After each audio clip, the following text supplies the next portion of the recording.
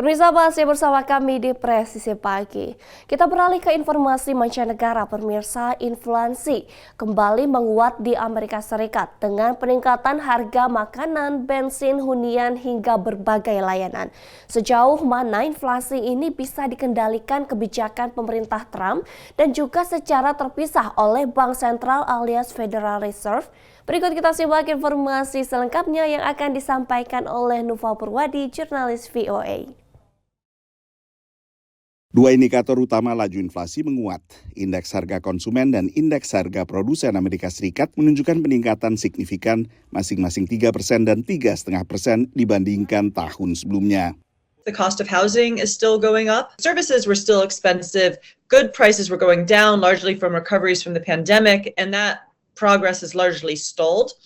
Inflasi sempat melampaui 9% pada pertengahan 2022, membuat Bank Sentral Amerika Serikat atau Federal Reserve menaikkan suku bunga acuan 11 kali, sebelum akhirnya mulai menurunkan lagi suku bunga pada akhir 2024.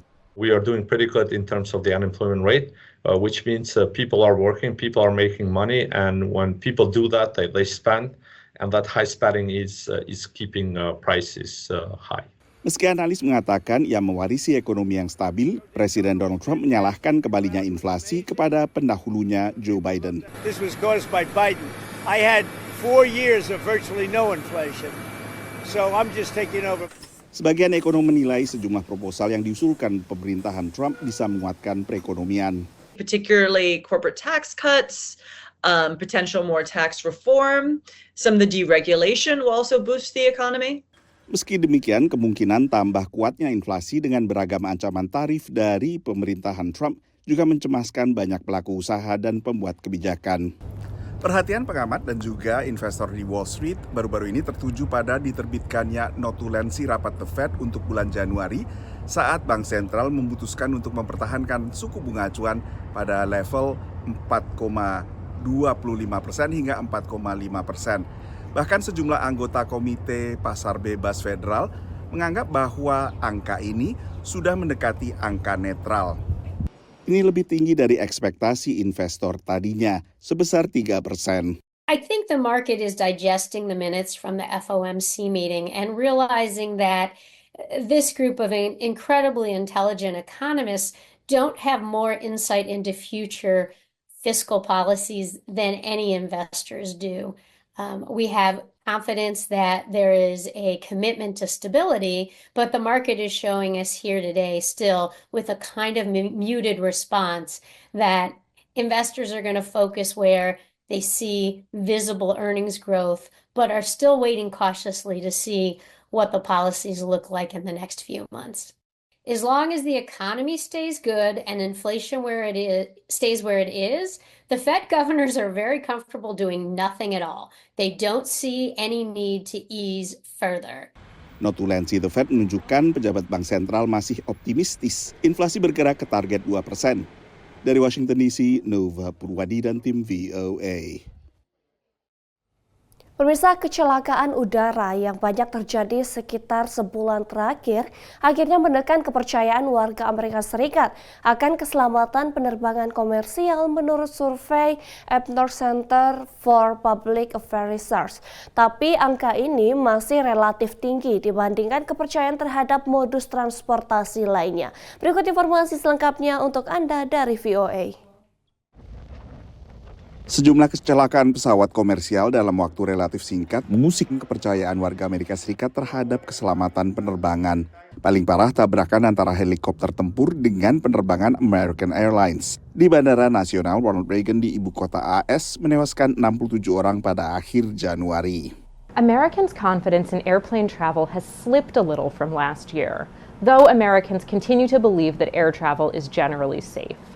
That's according to a new AP NORC poll, which found that 64% of U.S. adults say plane travel is very or somewhat safe. That's down slightly from last year when 71% said that.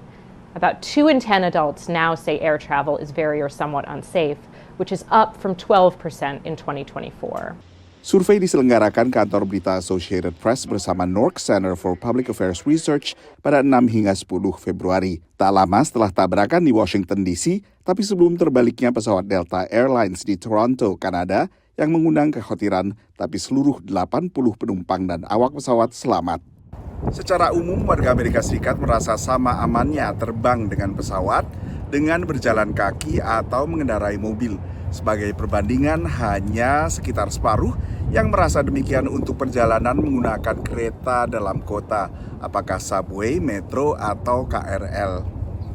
Pengamat mengingatkan, meski penerbangan komersial saat ini relatif aman, penumpang tetap perlu memperhatikan panduan keamanan. It's perfectly natural that we zone out when the safety demonstration is being given to us at the start of a flight.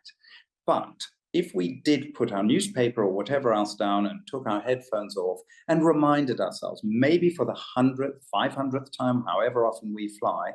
Selain itu, kenakan pakaian sesuai cuaca dan suhu udara di luar, lalu selalu kenakan sepatu nyaman. Unfortunately, we can't eliminate all risks in aviation, but what we do is we plan and we train for that. So pilots will go through special training for emergency response procedures. They have special checklists that they execute and train over and over again. Honoring what the safety briefing is when you enter the aircraft is the most vital part of any emergency response. That means that we're listening, and when it's your time to exit the aircraft, you do. You're not grabbing your personal belongings or anything of that nature because that slows down the process.